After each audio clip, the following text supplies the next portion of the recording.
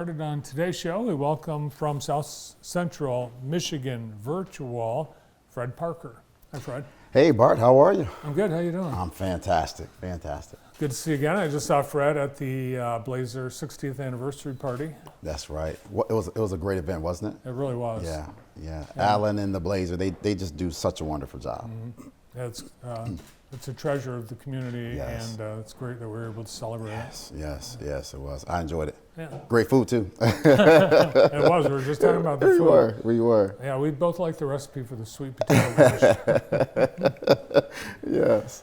So you are having a very successful year, and I'm guessing because you are telling me that you've outgrown your space. Yes. We've outgrown the space to a point our school board has approved for us to move to a larger space. And so, we've grown, just over the last couple of years, nearly 60%, so it's been amazing just to see our growth, to see how fast we've been growing. And the cool thing, Bart, we've been doing this for quite some time. So before the pandemic, we was already well positioned and well poised to really help all of our families and students, with this time of transition. Did you find a lot of people that during the pandemic had to be virtual, that they just stuck with SCMV? They did. And what also happened is just the influx of families that came to us, right? And I think what a lot of families learned is, not only exploring and understanding virtual, but that they can actually do virtual, and they liked it. And so with so many families and now being remote, they're working remote, they're living in Jackson, but maybe working somewhere else. It just works out for families and their schedules. So you've got increased enrollment, and being a virtual school, you don't need classrooms for every kid. Correct. But you do need the space. How is the space used? Do they have to come in a certain schedule? They do.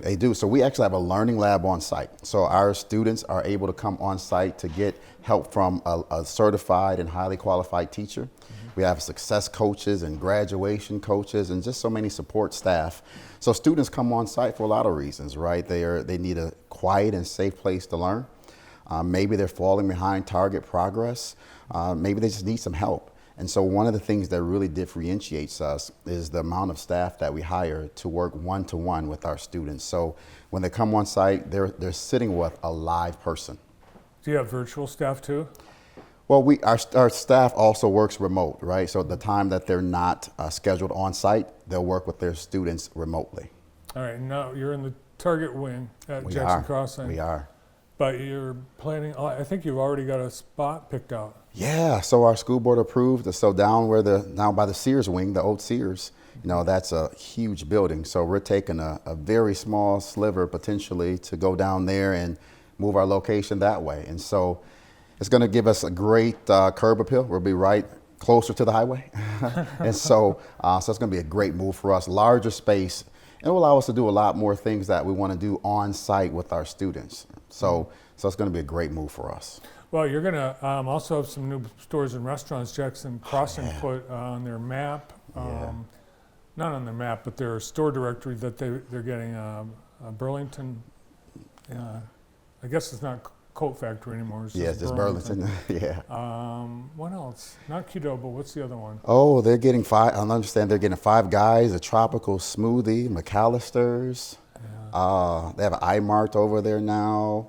Oh my goodness, it's busting at the seams over there. So it's going to be really, really nice. They already have Hobby Lobby, of course. So it's going to be some great eats, and of course, Planet Fitness is right next door to where we'll be. So that's going to be pretty cool. Yeah, and also the Hobby Lobbies. It's a huge. The Sears building. It was huge. So you're going to take up like how much of this Sears? Well, potentially up to 9,500 square feet or so. So we'll have a smaller sliver, but for us, that's going to be over 4 times the size that we have now. And so we've outgrown our space. We've maximized every square inch. In fact, we've even added on a temporary space on top of our existing space because we've hired some more staff and we just needed some more room. Oh, so who's new? What are the positions that are new at the school? Yeah, so we hired a dean of students. So his name is Clifton Foster. So he's our new dean of students, and so comes to us with a great deal of experience as an administrator. So I'm excited to have him to help me.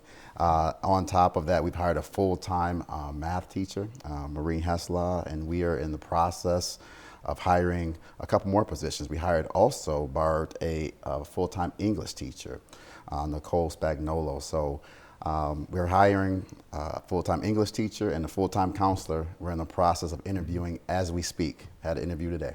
Oh, wow. Yeah. So the experience, the school experience when you're virtual, how do you get kids the kinds of things, those experiences like prom and sports and all that? Are there ways that they can participate in things? Great question. I mean, this year, we've worked very hard over the years to now build a great partnership with Jackson High School, with Principal Pierce and Principal Lewis at Jackson Pathways. We're trying to work in unison, right, as a district. So now we are partnering together, not only as our graduation on the same day, different times, but we're partnering with them with project graduation, with prom, with honors night, baccalaureate.